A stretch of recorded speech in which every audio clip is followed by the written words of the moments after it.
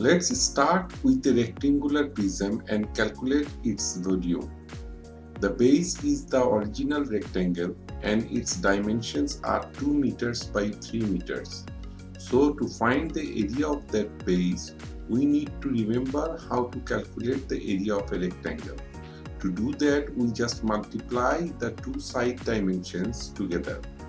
2 meters times 3 meters give us 6 meters squared as the area. Now to find the volume, we just need to multiply that area by the length that the base would be extended, where we got already 6 meters squared, the area of the base.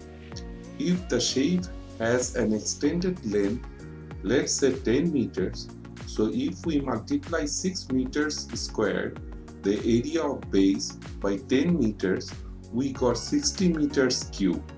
So in 3 dimensions, this rectangular prism has a volume of 60 cubic meters.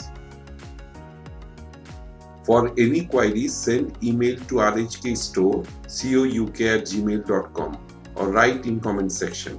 Please subscribe, give a thumbs up, do share, and do not forget to press the bell icon. Thank you for watching the tutorial. Stay home and stay safe.